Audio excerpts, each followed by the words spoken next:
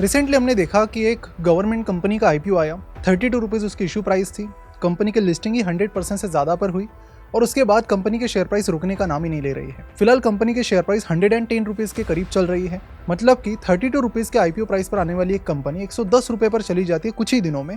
तो सवाल ये आता है कि क्या ये ग्रोथ सस्टेनेबल है, यहाँ से कंपनी इसी तरह से आगे बढ़ती रहेगी या फिर ये कुछ बबल चल रहा है। और जो भी मैं रीजनिंग दूंगा उसके पीछे बहुत ही स्ट्रॉन्ग लॉजिक दूंगा, तो इस वीडियो को अंत तक जरूर देखें ताकि आपको सारी चीज़ें अच्छे से पता चले। और हाँ, बहुत सारे लोग इस कंपनी को IRFC से जनरली कंपेयर कर रहे हैं, तो क्या वो कंपैरिजन सही है, इसके बारे में भी हम चर्चा करेंगे। नमस्कार, मैं प्रसाद आपका आज की इस वीडियो में स्वागत करता हूँ। देखिए, IRDA अब लंबी रेस का घोड़ा है या नहीं, ये समझने के लिए थोड़ा हमें ये समझना पड़ेगा कि सरकार ने आखिर IRDA को शुरू क्यों किया और उसका मेन पर्पस क्या है। 1970s में अब तक का सबसे बड़ा ऑयल क्राइसिस हुआ जिसमें इंडिया को काफ़ी कुछ झेलना पड़ा। अब आपको पता है कि इंडिया तो ऑयल इंपोर्ट करता है, तो 1973 में इंडिया का जो ऑयल बिल था वो $500 मिलियन था। अगले ही साल वो चला गया $1.3 बिलियन पर। अब इससे इंडिया को काफ़ी बड़ा नुकसान हुआ। अब इंडिया को इससे एक अच्छी सीख मिली कि हम ऑयल पर ज़्यादा निर्भर नहीं रह सकते, तो इसीलिए हमें कोई और सोर्स ढूंढना पड़ेगा। और वो सोर्स क्या था? कोल यानी कोयला। कोयले पर इन्होंने काम करना शुरू किया, लेकिन पूरी दुनिया में आज की डेट में हम देखते हैं कि हर कोई कार्बन एमिशन की बात करता है, लेकिन पूरी दुनिया में अगर कोई ऐसी पहली कंट्री थी जिसने इसके बारे में तब सोचा था तो वो था हमारा भारत। और इसीलिए उसी टाइम से हमारे देश की जो प्रायोरिटी थी वो थी कि जल्द से जल्द रिन्यूएबल पावर को डेवलप करना है। अब इसीलिए उन्होंने 1970s में ही एक कमीशन बनाई, जिसके तहत 1982 में मिनिस्ट्री ऑफ एनर्जी के अंडर एक और डिपार्टमेंट बनाया गया जिसका नाम रखा गया department of non conventional energy sources, जिसका नाम बाद में चेंज करके ministry of non and renewable energy किया गया। अब ऐसा करने वाली यानी रिन्यूएबल एनर्जी के लिए डिपार्टमेंट बनाने वाली पूरी दुनिया में भारत पहली कंट्री थी। अब सवाल ये आता है कि जो भी प्राइवेट कंपनीज हो या फिर गवर्नमेंट कंपनीज हो जो रिन्यूएबल एनर्जी सेक्टर में काम करना चाहती हैं, उन्हें फंड कौन करेगा? तो इसी प्रॉब्लम को सॉल्व करने के लिए IRDA की शुरुआत की गई, जिसका काम था कि रिन्यूएबल एनर्जी में जो भी अलग अलग एनर्जी सेक्टर्स है, जैसे कि solar, wind, hydro, biomass etcetera, उन सब प्रोजेक्ट्स को फंडिंग करना ताकि हम रिन्यूएबल एनर्जी को और बढ़ावा दे सके। लेकिन अब इंपॉर्टेंट सवाल ये आता है कि इंडिया में अगर कोई रिन्यूएबल एनर्जी प्रोजेक्ट है, प्राइवेट हो या फिर सरकारी हो, क्या सिर्फ IRDA ही उसको फंड कर सकती है? तो जवाब है नहीं। तो बहुत सारे लोग देखिए अलग अलग तौर पर IRFC से इस कंपनी को कंपेयर कर रहे थे, लेकिन आपको कुछ डायरेक्ट फ़र्क मैं आपको बता देता हूँ। पहला फ़र्क तो यही है कि IRFC क्लियरली इंडियन रेलवेज को लोन देती है और एक ही एंटिटी को लोन देती है। इंडियन रेलवेज को और कोई लोन नहीं दे सकता। तो IRDA के अलावा REC और PFC यानी पावर फाइनेंस कॉर्पोरेशन, ये दोनों भी रिन्यूएबल एनर्जी के जो भी प्रोजेक्ट्स हैं उन्हें फंड करते हैं। हालांकि REC और PFC का जो शेयर है रिन्यूएबल एनर्जी का वो कम है कंपेयर टू IRDA, बट है ज़रूर। तो यहाँ पर हम ये नहीं कह सकते कि IRDA के पास कोई मोनोपोली है कि वो अकेले इस फील्ड में काम कर सकते हैं। तो कंपटीशन है और आने वाले टाइम में भी आ सकती है। अब दूसरी चीज़ IRDA की और IRFC की आती है, वो है NPA से रिलेटेड। अब देखिए, IRFC सिर्फ इंडियन रेलवेज को लोन चुकाती है और इसीलिए उनका जो NPA है वो 0 है। और उनका मॉडल भी बहुत अलग है, लीज मॉडल जनरली वो फॉलो करते हैं, जिसमें उनका डिफॉल्ट कंप्लीटली 0 है और आगे चल के भी वो 0 ही रहेगा। लेकिन यहाँ पर IRDA बहुत सारे प्राइवेट प्लेयर्स को भी लोन देती है, जहाँ पर सरकार इसकी गारंटी नहीं लेती। उन्होंने डिफॉल्ट किया तो IRDA को नुकसान झेलना पड़ेगा। अब इसी चीज़ के चलते 2021 में IRDA का जो NPA था, ग्रॉस NPA, वो 8% के भी ऊपर चला गया, जो कि एक काफ़ी हाई फिगर मानी जाती है। बाद में उसे कंट्रोल में लाया गया। तो इस तरह से हम कह सकते हैं कि IRFC से इस कंपनी का हम डायरेक्ट कंपैरिजन नहीं कर सकते। जनरली हमसे एक सवाल बहुत कॉमनली पूछा जाता है और ये है कि आप किसी भी कंपनी का रिसर्च कैसे करते हैं और ये कैसे डिसाइड करते हैं कि कौन सी कंपनी में इन्वेस्ट करना चाहिए और ऐसे कौन से फाइनेंशियल रेशियोज और मैट्रिक्स है जो हमें उस कंपनी को एनालाइज करने के लिए देखने हैं। देखिए, हर एक कंपनी यूनिक होती है। आप किसी भी कंपनी को डायरेक्टली कंपेयर नहीं कर सकते।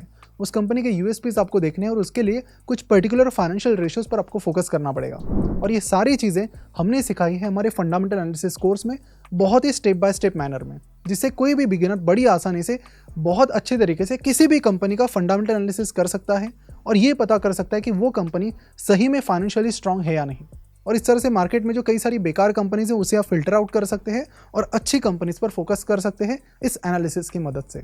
और अभी इस कोर्स पर अगले 48 आवर्स के लिए क्रिसमस ऑफर शुरू हो रही है, जहां पर आपको इस कोर्स पर फ्लैट 700 रुपीज़ का डिस्काउंट मिल रहा है। ये ऑफर सिर्फ अगले 48 घंटे के लिए है, तो इस ऑफर को बिल्कुल भी मिस ना होने दें। इस कोर्स की लिंक आपको नीचे डिस्क्रिप्शन और कमेंट बॉक्स में दी गई है। और आपको बता दूं कि पूरी इंडिया का एक अकेला शेयर मार्केट कोर्स है, जहां पर आपको दी जाती है no question asked refund policy 5 दिनों के लिए, और हमारा जो रिफंड रेट है वो लेस देन 1% है। तो वापस आते हैं IRDA के एनालिसिस पर। तो सवाल ये आता है कि अभी लोग इतने बुलिश क्यों है इस स्टॉक पर? तो इसका जवाब आपको दो चीज़ों में मिल जाएगा। पहला तो यह है कि इंडिया बहुत ज़्यादा बुलिश है रिन्यूएबल एनर्जी सेक्टर पर।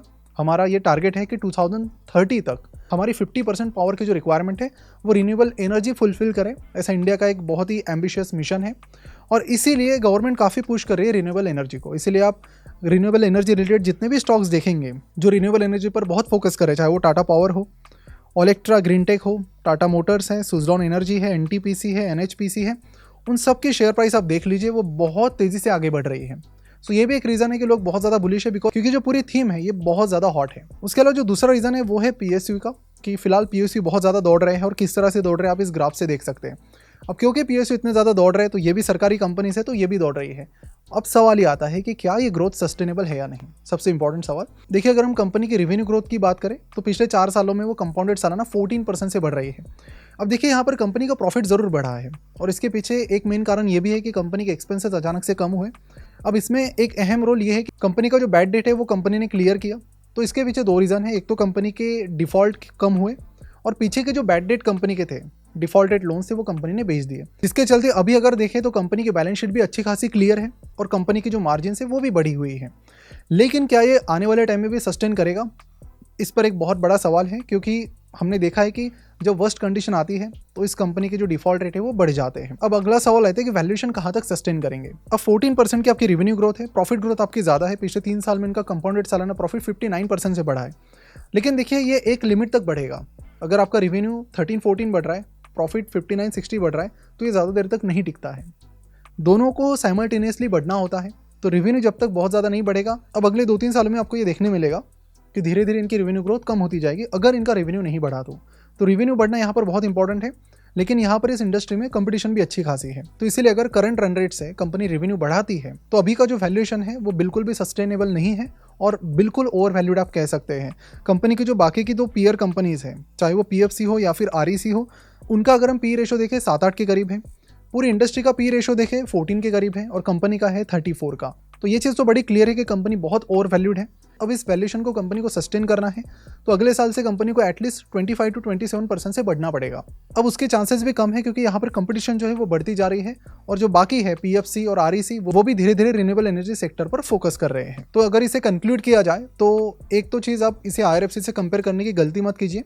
दूसरी चीज़, कंपनी कोई मोनोपोली नहीं है, बहुत सारे प्लेयर्स इस इंडस्ट्री में हैं और ऐसा कुछ खास नहीं कि कंपनी के लिए आप इतना स्पेशल पी दे सकते हैं या इतना ज़्यादा वैल्यूएशन दे सकते हैं।